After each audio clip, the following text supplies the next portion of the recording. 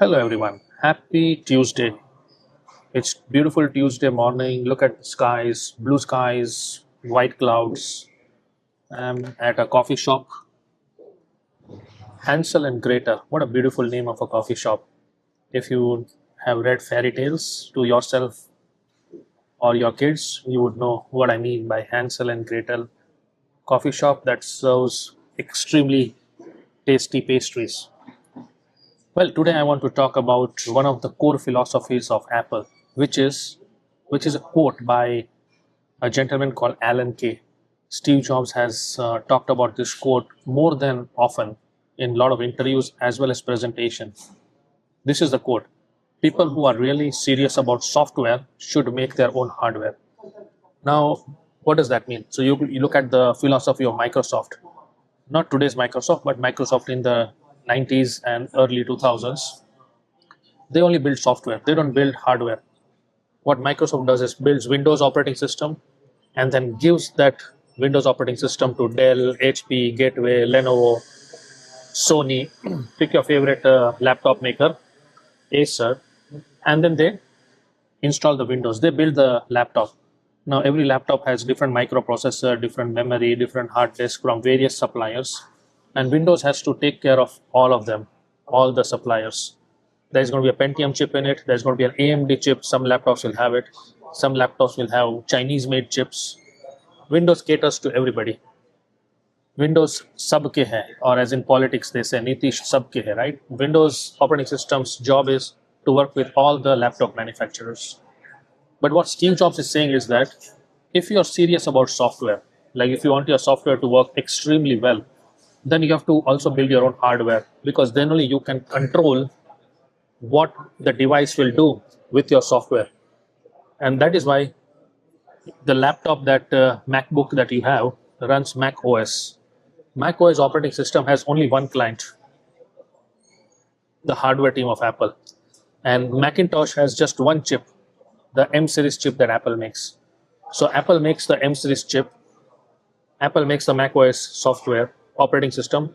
So they make sure that they work perfectly well. macOS doesn't have to work with any other chip designer in the world. Similarly with your iPhone. iPhone has the operating system called iOS, and iPhone has a chip which is A17, which is made by Apple, actually designed by Apple, but made by Foxconn. So if I'm an iOS developer, right, then all I have to do is I have to make the chip.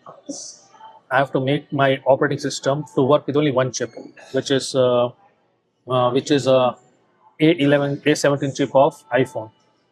So if you make the software, if you make the hardware, you can make it work like butter. Android's philosophy is different. Android is like, we will make Android, we'll make it open source, and anybody from China to South Korea to America can download Android and work on any hardware.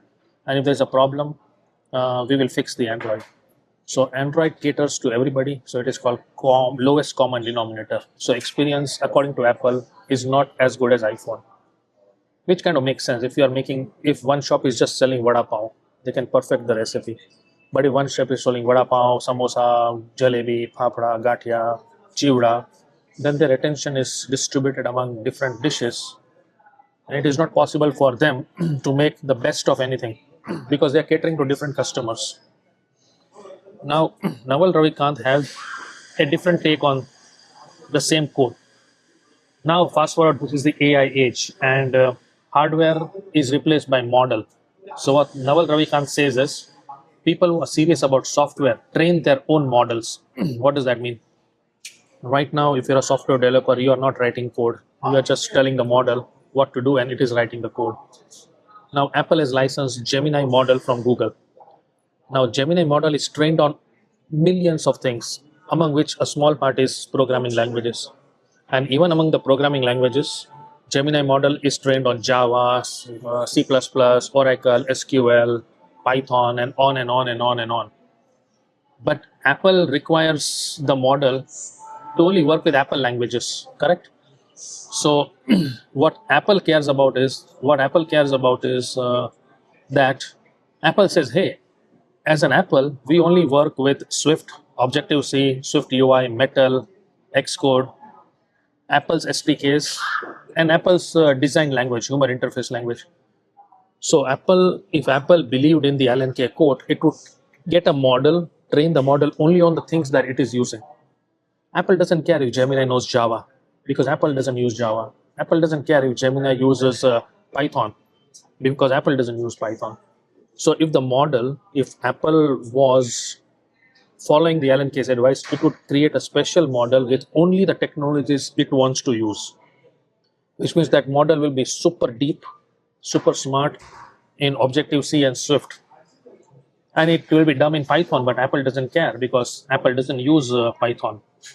So the model becomes diluted if it is trained on every programming language, every framework, every cloud platform, which is what Apple was saying 20 years ago, that if iOS operating system, instead of just iPhone, if iOS was being used by Samsung, by HTC, by Oppo, Vivo, all the phone companies, then iOS would not be a very tight operating system like it is today.